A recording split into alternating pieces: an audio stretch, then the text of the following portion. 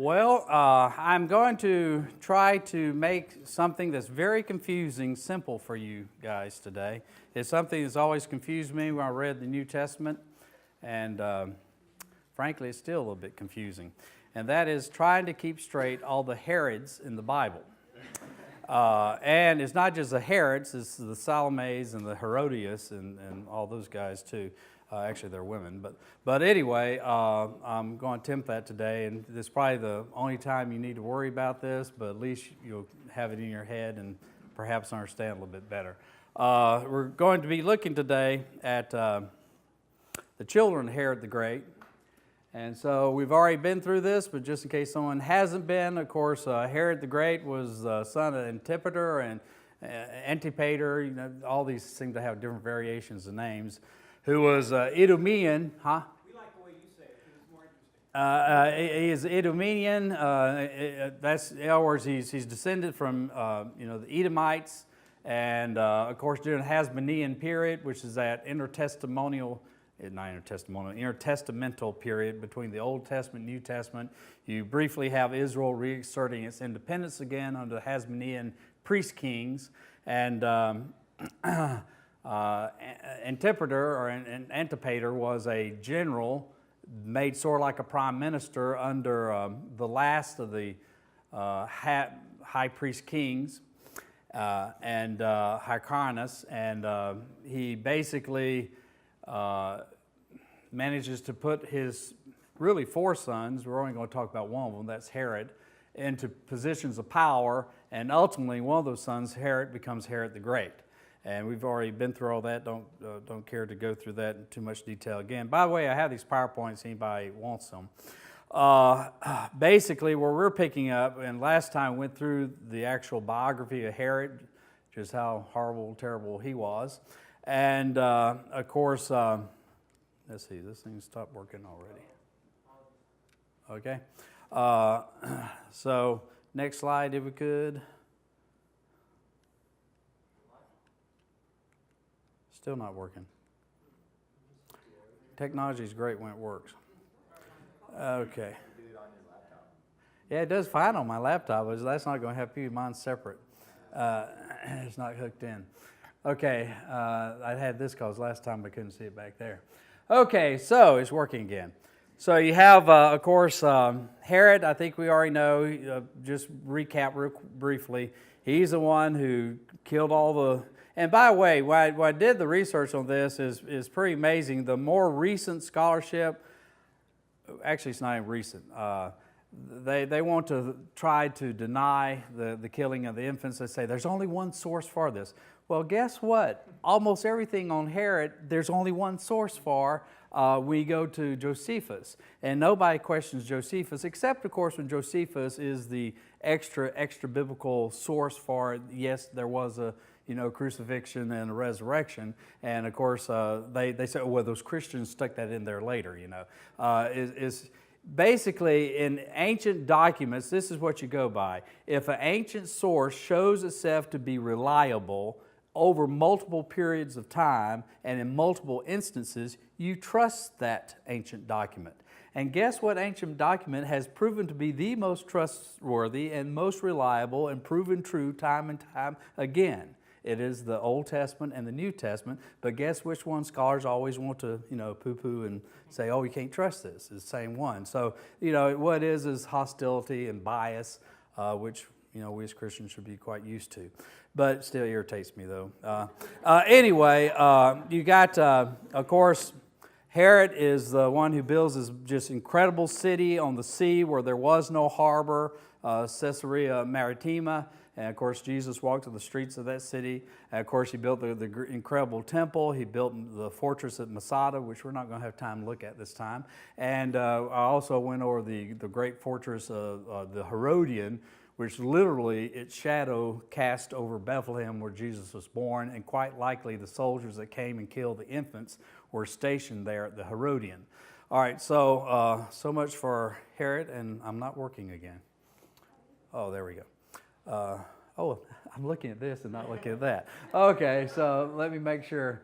Let's see. So oh goodness, I'm working real well. let's see. So we got, first off, let's take care of Salome. You got the wicked, evil Salome, okay. Then you got her daughter, who's pretty bad. And then you got the good Salome, all right.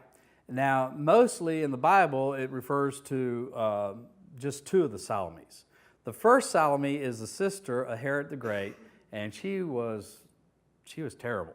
She's the one who helped him or convinced him to get rid of his second wife, Mariamne, you know, the one that he put in a vat of honey so he could look at her even after she's dead.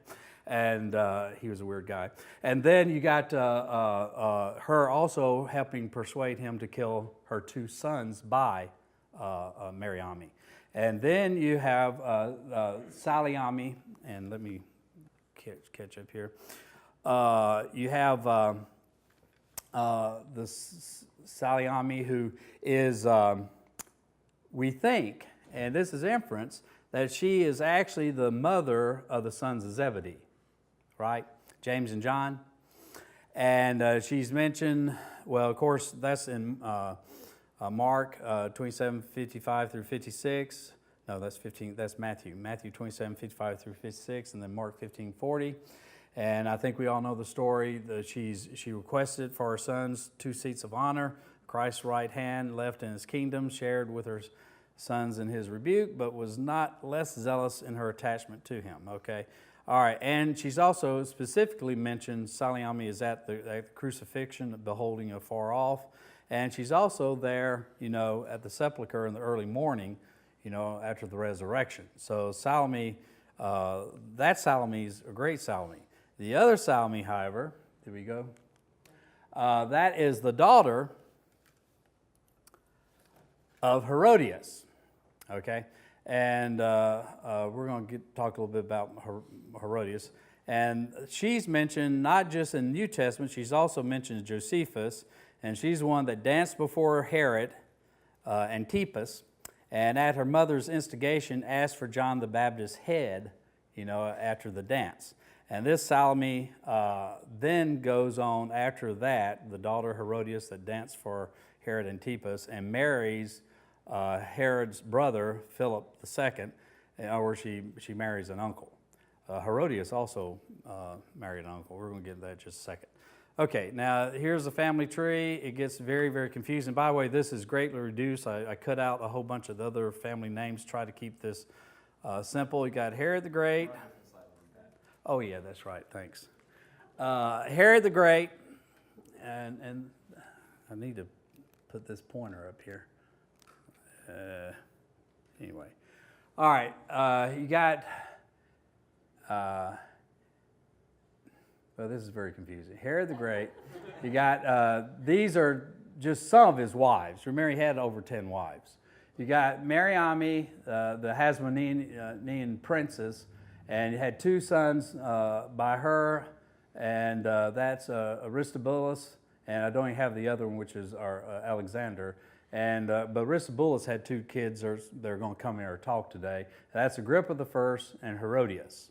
Agrippa I and Herodias are the children of Aristobulus, who is executed by Herod. All right, but those 2 children survive, and they're going to play a role. And then you got the second Mariamne, and she's the daughter of a high priest. And the result of that is going to be Herod Philip, but we're going to see he doesn't play any role. And then we got over here Malchus. She's a Samaritan, and that's where Herod Antipas comes from, and Archelaus and Herod Antipas comes from Malchus. And in other words, they're half Samaritan, which you know that went over great with the Jews. And then you got Cleopatra of Jerusalem is another wife, and that's where you get Herod Philip II, and we will talk a little bit about him. And you'll notice that there's a lot of intermarriage. You're going to have Herodias first marrying the guy on the far end, Herod Philip II, and then you're going to have Herod Antipas steal her away, and then he marries her, or she's married 2 different uncles, okay? All right, so they keep it in the family. And let's keep on going. All right, this should simplify it for you a whole bunch here in terms of the Herods, because a bunch of them, and by the way, almost all these except for the Philips, well, no, actually, they also, all these would, even though you don't have that, they would later put Herod in front of their name. So you got Herod, Philip, Herod Antipas. It's actually supposed to be Herod Archelaus as well. And I think they did that to, reference back to their father, who's Herod the Great. But the first three don't get to do it because the first one gets killed by Herod. The father kills his son. The second one, Aristobulus, he's killed by his father. The third one is disinherited. Actually, I guess he's the luckiest of them. Okay? And so what we're going to be talking about today is Herod Antipas and Archelaus, Herod Archelaus, and Herod Philip the first and Herod Philip the second. Okay. All right, so in other words, Archelaus got half the kingdom, and then you got Herod Philip getting 1/4, and then Herod Antipas, he gets 1/4. Is that clear? And the Salome got, I don't know what her section is called, but anyway, and she doesn't live very much longer anyway. So you got the son of Herod the Great, Mariamne second, daughter of the high priest Simon, and this is Herod Philip. He is not a take-art. He doesn't get anything. Basically, his mother tried to pull a plot against Herod the Great, and so he was on the outs because of what his mother did. And so but he does marry Herodias. All right, he's the first husband of Herodias. He's also her uncle. She's his niece. And he's excluded. So we don't really need to talk about him too much because, he doesn't do that much. So go to the next one, and we get to Herod Antipas the first, all right? And he is mostly remembered because he's the one who imprisons John the Baptist. And, of course, you can see the scripture references there. That's also mentioned Josephus. Josephus, I keep mentioning Josephus. He's one of the greatest ancient historians of that period. He was actually part of the Great Jewish Rebellion. We're going to find out later on that he was personal friends with Herod Agrippa II. They're very, very close friends, even though they start out the war on opposite sides. Of course, Josephus quickly, by the end of the Great Jewish Rebellion, has switched sides back to the Romans, and so he survives and then later goes on and writes his Antiquities, which is really very readable, even today. And I'd recommend that to you. It covers so much of the time period. But anyway, you have Herod Antipas. He's going to imprison John, and why don't we just go ahead and go with that story. Jackson, you got the mic. Why don't you read this for us? Remembered for the This is King James, by the way. Remembered for the imprisoning and... I'm sorry. That's what you're supposed to be reading. I don't have my glasses, which is another problem. Okay. All right, go ahead. At that time, Herod the Tetrarch heard of the fame of Jesus and said unto his servants, This is John the Baptist. He is risen from the dead, and therefore mighty works do show forth themselves in him. For Herod had laid hold on John and bound him and put him in prison for Herodias' sake, his brother Philip's wife. For John said unto him, It is not lawful for thee to have her. And when he would have put him to death, he feared the multitude because they counted him as a prophet. But when Herod's birthday was kept, the daughter of Herodias danced before them and pleased Herod, whereupon he promised with an oath to give her whatsoever she would ask. And she, being before instructed of her mother, said, Give me here John the Baptist's head in a charger. And the king was sorry, nevertheless, for the oath's sake, and them which sat with him at meat, he commanded it to be given her. And he sent and beheaded John in the prison, and his head was brought in a charger and given to the damsel, and she brought it to her mother. And his disciples came and took up the body and buried it and went and told Jesus. When Jesus heard of it, he departed thence by ship into a desert place apart. And when the people had heard thereof, they followed him on foot out of the cities. Okay. Now, in that beautiful passage there, does anyone know, Jesus leaves, and you can't tell for sure. The impression seems to be, Jesus is John the Baptist, he was close to. So I would think Jesus went away to kind of meditate and pray, but the crowds follow him.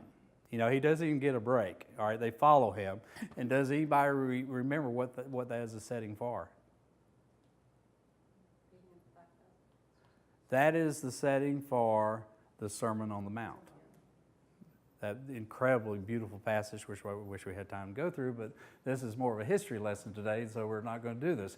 Now, Herod Antipas, so he's bad enough because he kills John, and that whole situation. By the way, Herodias is now his wife. He seduced her, stole her from his half-brother, Philip, and Salome came with her, but Salome is actually Philip's daughter. All right, do you understand that? And so she's later going to go ahead and marry another Herod Philip, the Herod Philip II. So it gets kind of confusing. But anyway, now in terms of relationship to Jesus, you see Herod Antipas popping up three times, and we just read one event where Jesus is going to leave and go, and of course you have the Sermon on the Mount. The other instance, let's see, is when after this, and it's kind of strange to me because Jesus was already around, but Herod, when he starts hearing about Jesus, of course I'm sure he doesn't hear about Jesus until later. Apparently Herod Antipas has a very guilty conscience, and when he hears about the miracles of Jesus and all this is brought to him, he thinks that Jesus is who? Anybody recall from Scripture? Yeah, John the Baptist reincarnated, I guess, okay? And then the second event that you hear of Jesus and Herod Antipas in the Bible is on his final journey to Jerusalem. The Pharisees come to Jesus and warn him that he better, get out of Dodge, that Herod Antipas is after him, and Jesus famously says, "Go tell that fox he will continue his ministry of healing the sick and casting out demons." And then the final event that we hear of Herod Antipas is when, of course, Jesus has been brought before Pilate, and Pilate decides, he doesn't see any reason for Jesus being condemned. And this is a hot potato for Pilate for a host of reasons. You got to remember that Pontius Pilate was an appointee by this guy back in Rome, Sejanus, who was trying to take over the government from Tiberius Caesar. Tiberius is, successor to Augustus Caesar, but he had gone into seclusion. He, frankly, was very weird, secluded himself on the island of Capri, and he allowed this guy Sejanus to pretty much run things for him, and Sejanus made a lot of governmental appointees, one of which was Pontius Pilate to Judea. Well, then Sejanus gets really, I guess you could say, the big head. He decides he's running the government so well, why do I need Tiberius? Apparently began plotting to overthrow Tiberius. The Praetorian Guard, which is a special guard for the emperor, caught wind of it, and they warn Tiberius, apparently in the nick of time, and Tiberius kills Sejanus and then orders a purge of all Sejanus supporters. And part of that involved a bunch of his appointees just being hunted down and executed just for the crime of being appointed to office by Sejanus. But those appointees in powerful provinces, they kind of had left them alone.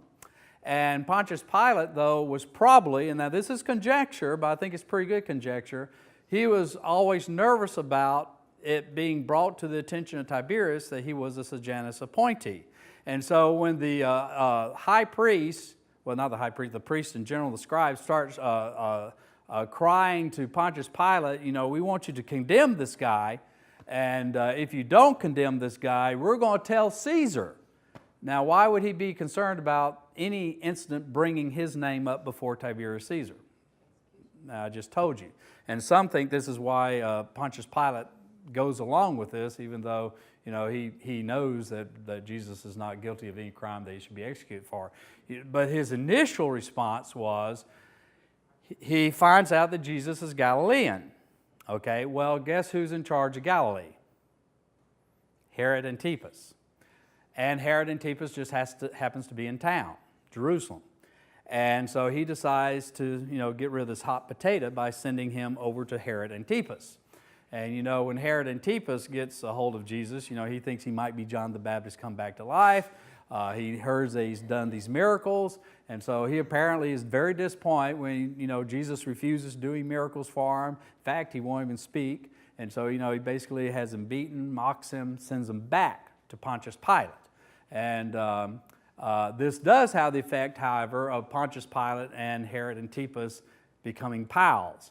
And that's significant politically at that time because these two had been enemies up to this point. And I wish I had time to go into, there's two major incidences where they had been fighting over each other, and that they buried the hatchet over the situation here. So that's where you hear Herod Antipas the first. Then you have Herod Archelaus, okay? He's starting off the ethnarch, which means he inherited the bulk of Herod the Great's kingdom. And if you remember in the Christmas story, they fled to Egypt, and then Joseph, when he comes back, instead of going back to Bethlehem, he goes up to Galilee, Nazareth. And does anyone remember, there's a little statement explaining why Joseph decides to do that. He wants to avoid this guy, all right, because he's in charge in Judea. And as you've already heard, he was a nasty guy. And so, knowing what had happened with the children and knowing he's the son of the guy who did that, he decides to go up to Galilee instead. And so he is over Samaria, Judea, and Edom from 4 BC to 6 AD. Notice he really doesn't remain in power for very, very long. And that's because, he had such a bad reputation with the Roman Senate. And, of course, he is going to get in more trouble, and basically the Romans depose him, and they send an actual Roman to take charge, and his couple of guys, and then eventually Pontius Pilate comes in charge after this. All right, that's the reason Pontius Pilate is on the scene, going back to him being kicked out, okay? So, but initially getting back to right after his daddy dies, the Jewish army proclaimed him king to replace Herod, but he is smart enough to know he's not really in charge, the Romans are. So he waits for his confirmation from Caesar, and so he goes to Rome. So does Herod Antipas go to Rome, guy that we just talked about. And the reason is Herod was always changing his will.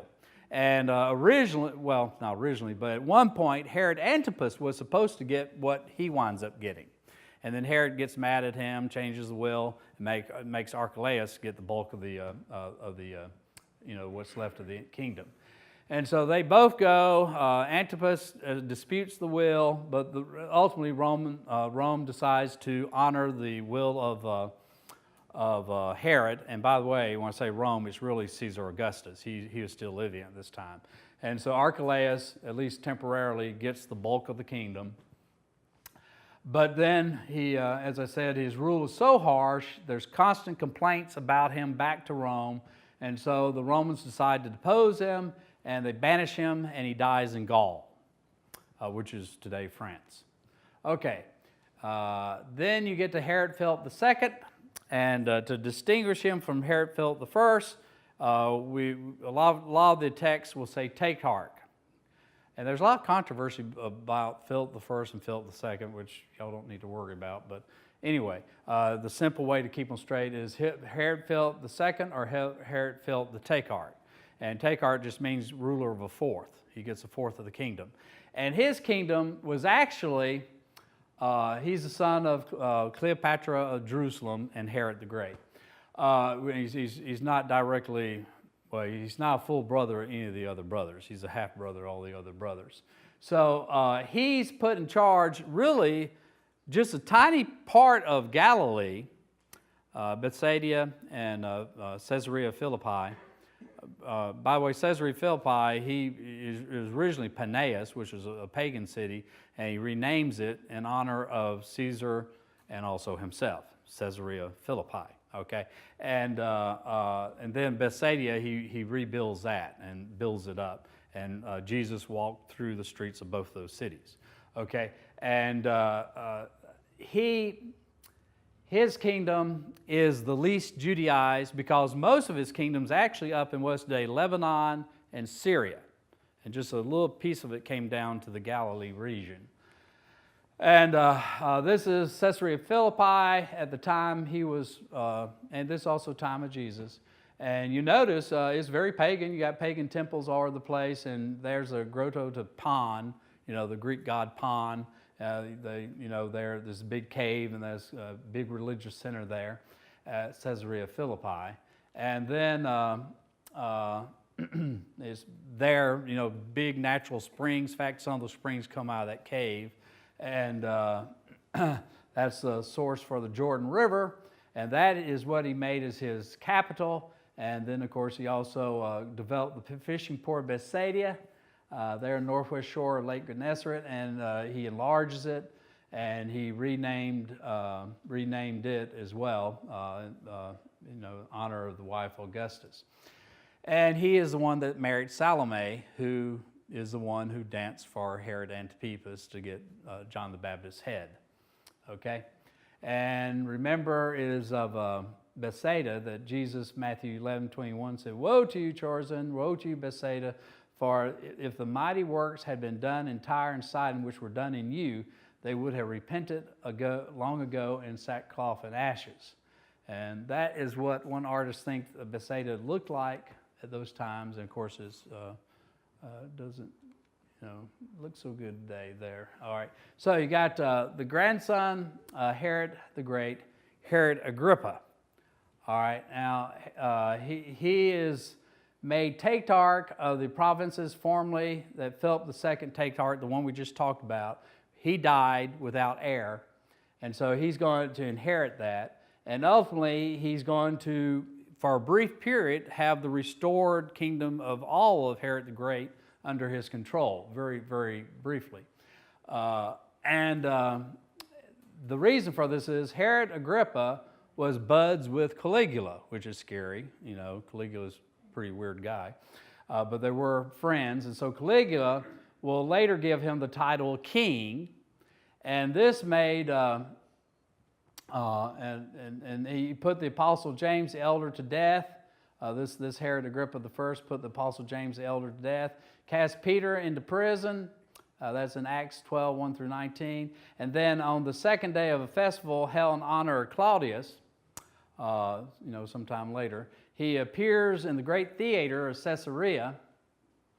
And let me back up. You see, that's Caesarea. Remember, this is a city that's an artificial harbor just built by Herod the Great. Still going great at this time. And he also put a great horse rink there, racetrack. And then he built this great theater over here, and then over there is a palace jutting into the ocean. And a lot from the New Testament is mentioned in this picture here. That arena is the instance that we're about to back up with. And let me go right there. This is actually a description by, let's see, Josephus is also mentioned in the New Testament. The king came in clothed in magnificent robes, of which silver was a costly, brilliant material. It was early in the day. The sun's ray fell on the king, so the eyes of the beholders were dazzled with the brightness which surrounded him. The robe was, silver thread and is dazzling. And voices here and there from the crowd exclaimed that it was an apparition of something divine. And when they spoke and made an oration to them, they gave a shout saying, "It's the voice of a God and not of a man." But in the midst of this idolatrous ostentation, this is Josephus, he writes that way, an angel of God suddenly smote him, and he was carried out of the theater a dying man, died AD 44. And then, of course, here's what Acts says.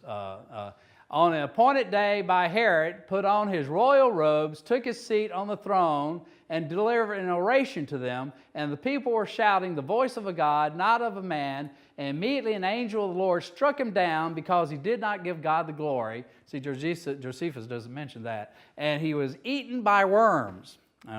It's kind of funny, Herod also was eaten up by worms. I didn't mention that to y'all last time. But pretty nasty way to go.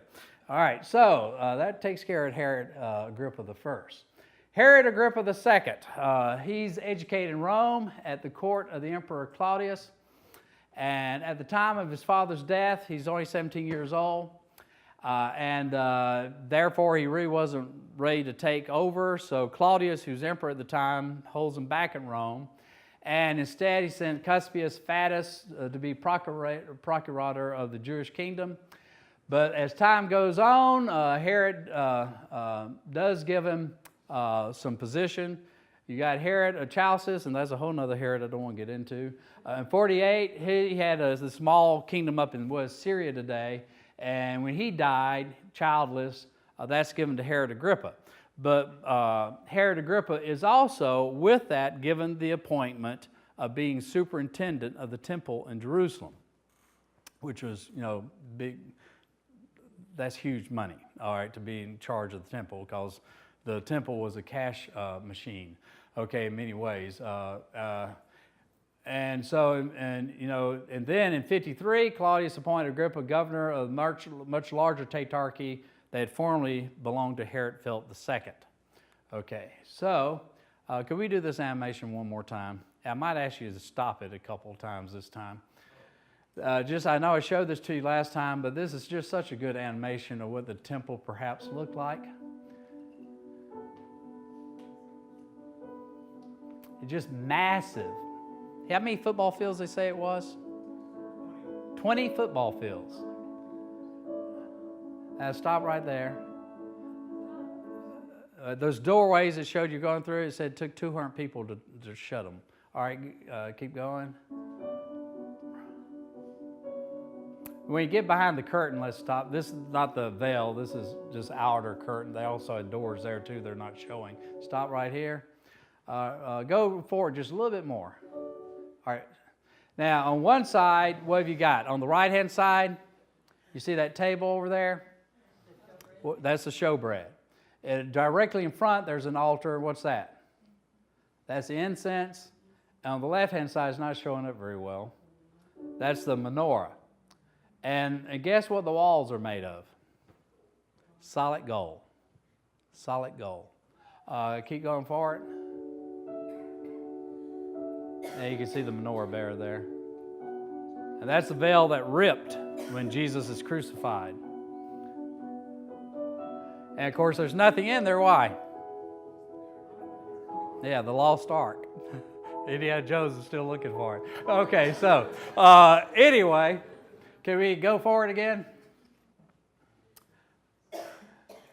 Okay, so around 59 AD, Herod. Now, he had two sisters, and Bernice is one of the sisters,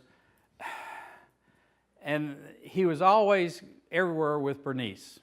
And there's some implications that there's improper relationship between him and his sister, and I'll just leave it at that. But you have the showing up, in the New Testament, famously in the book of Acts. You got actually a very detailed instance of Herod Agrippa II having a conversation with the Apostle Paul. The Apostle Paul had been down in Rome, had been falsely accused of, defiling the temple, and arrested. And, they had to sneak him out of there because the Jews had taken this pact, the fact they were going to starve themselves until, one of them could kill Paul. And they wind up taking him all the way over to Caesarea Maritima, that city that Herod built so many years for with our official harbor. And there you have this famous scene. And how much time we got? Not enough. Okay, so you have this whole situation probably took place. You see where the horse track is, and then you got this building jutting out into the ocean there. That's a much better depiction of it. That is the palace of Herod the Great that he built. And it continues on to be palaces for, later on Roman officers and then different other Herods. And this time it's also the palace of Herod, well, actually it's not even the palace of Herod Agrippa II, but this is where this incident takes place, right there in that palace. Beautiful location for this.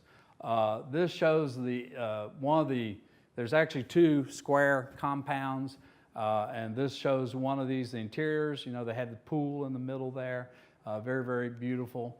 And this is also interior, and I suspect there's probably either that lower level or upper level is where they set up, and it's overlooking the ocean there, and that's probably where this conversation took place, there with Paul. Of course, Herod Agrippa, Paul basically just gives the gospel. He just basically preaches the gospel to Festus. And you see, Festus was hanging out with the other sister. It left my head. Bernice, what's the other sister? Drusilla. Thank you, Drusilla. And so Herod and Agrippa II and Bernice are there for a visit. And Festus, some suspect that Festus is trying to get Paul to bribe him. And anyway, they bring Paul in, and almost like he's the entertainment for them. And they have this hearing, and to decide what to do with Paul, And of course, Paul basically just preaches the gospel to them. And at one point there, you have Herod Agrippa saying, "Almost thou persuadest me to be a Christian," and don't know how sincere that was, but anyway. And then later on, he says, this man could have been set free had he not appealed to Caesar. You see, Festus was trying to go back to Jerusalem, and Paul knew that he wouldn't get a fair trial back in Jerusalem, and so he appealed to Caesar. And of course, the point, seems to be that Agrippa agreed with Festus that Paul had done nothing worthy of death and would have been exonerated. But anyway, of course, Paul goes on to Jerusalem. Ultimately, he's going to be martyred there. So, Herod Agrippa II is still ruling his areas there in Judea when you have the great Jewish rebellion break out. And he was unable to control the Jewish situation building up at that time. And of course, of all the Herods, sometimes I get the impression that in Jewish looking at the situation, they see him almost the worst of the Herods because, this is when the great Jewish rebellion breaks out and he takes the side of Rome. He goes down to Jerusalem, tries to persuade the would-be rebels not to rebel. Their response was to attack the palaces there that Herod had built and where he was staying, and he and Bernice barely got out of there alive. And of course, the rebellion breaks out. He sides with the Romans and is going to fight very bravely. In fact, he's wounded at Gamla. There's a great massacre of the Jews there at Gamla. I did that in a previous session there, one of these Jewish cities up there in the north. And he later, you have him sending soldiers to support Vespasian. And this is at the time period, Vespasian is a general under Nero, the Emperor Nero. Meantime, the Emperor Nero is at the end of his reign. He's going to be overthrown in the midst of this Jewish rebellion. And you have the so-called Year of the Four Emperors. Starting in 68, you have this just constant overthrow of emperors. Yes, sir? Was this Nero's actions that incited the Jewish rebellion, or what started it? Oh, gosh. Just a whole bunch of things. There's so much I had to leave out because this is a 1-hour deal. And like Herod Antipas, Herod Agrippa I, during Caligula, he was friends with Caligula. Caligula hears that there's this world famous temple. Remember? And they don't have anything in their most sacred room of that temple. We call that the what? The Holy Holies. Well, those poor folks, they need a God. So he had the Senate declare him a God, and he had ordered that his statues be placed in every temple throughout the Roman Empire. And we heard that the Jewish temple did not have a god.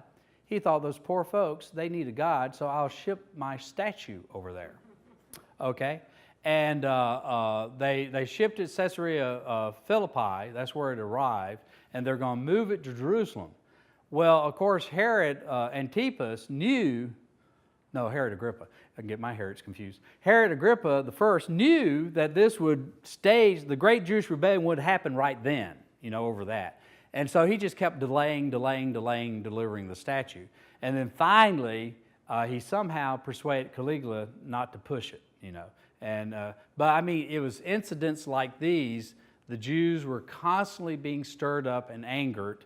And plus, it's just the nature of the Jewish factions. They were hostile to being, they were God's chosen people. They should not, they wanted the restoration of Israel. And you see this throughout the Gospels where they would try to grab Jesus and make him king, and Jesus would refuse to go along with that because they're looking for a military Messiah, a militant military society who's going to take over the entire world, and the Jews will rule with him. You see, and this you have all these different factions. Is not only just have the Sadducees, the Pharisees, who are pretty extreme themselves, but then you got a group called the Zealots, and they literally, their method to come to power is by killing any who opposes or blocks the way of this happening. And a lot of these guys are now coming out of the woodwork. They're these zealot types, and they're stirring up rebellion.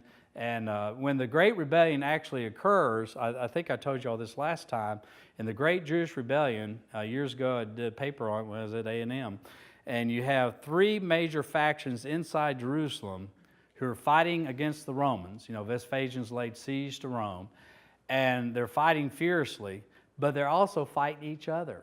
They're killing each other. And one of the most horrible situations there, one of the factions during Jewish, I forget what Jewish festival it was, they request to come on the Temple Mount, which was controlled by yet another faction. And that faction says, okay, lay down your arms and we'll let you come in there and you can take part in the festival. So they lay down their arms, they go into the temple compound, which is supposed to be sacred, and the other faction kills them, butchers them right there in the temple precincts, which is insane because they needed those guys to help fight the Romans. They could even, David Ben-Gurion, the first president of Israel after it's modern Israel, they were having a big, discussion. You have all these crises. All the Arab nations are attacking them, and there's the Arabs are doing this to them. The Arabs are doing, and they're still doing this to them. And finally, Ben-Gurion, in this big argument, he famously stopped and he says, "I just want you all to know." This is Johnson's wording here. Thank God for the Arabs. And they all, "What are you saying?" And he says, "Thank God for the Arabs, because if it wasn't for the Arabs, we'd be killing each other."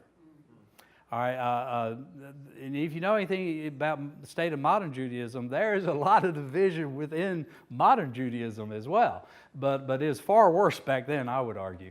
And so does that kind of sort of answer your question more than what you wanted? All right, so anyway, you got Vespasian in the midst of this. Nero's overthrown. You got these other two generals vying for power in Rome. And his army decides, no, you should be emperor.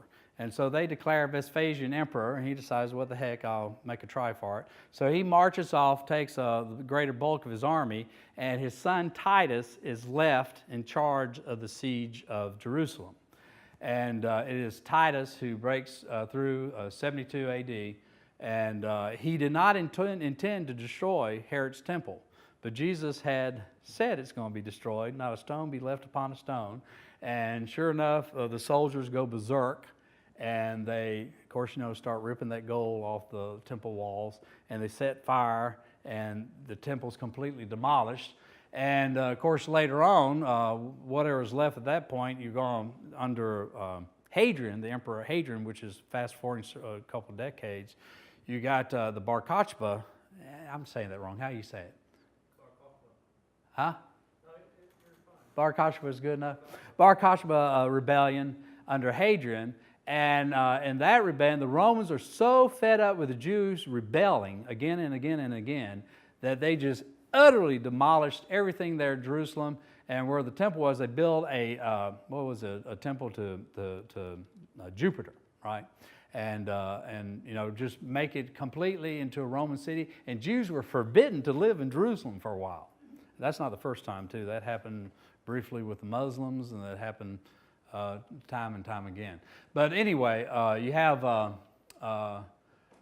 Agrippa. He, after that, and by the way, there's apparently Titus had a fling with Bernice. That's a whole nother wild story. And you got Herod Agrippa II becomes good friends with Titus, and so after the end of the Great Jewish Rebellion, he goes back to Rome. And he's going to be made a praetor, high government official position, and be rewarded for his loyalty to Rome. And it's while back in Rome that he also hobnobbed with Josephus, the historian, and they were actually contemporaneous.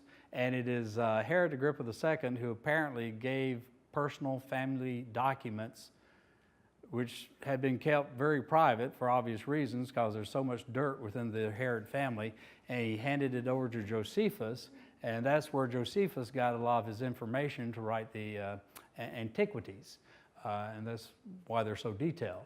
And he, of course, then dies. Now this, I know y'all may be glazed over and everything, so I got this final slide. If you forgot everything else, here's a real simple one. You got the Herods. Herod the Great slew the children of Bethlehem. Herod Antipas, younger son of Herod the Great, not really a king, merely a tetrarch, ruler over a fourth of the kingdom, and he had John the Baptist killed, and he's also the one before whom Jesus was silent, at his trial.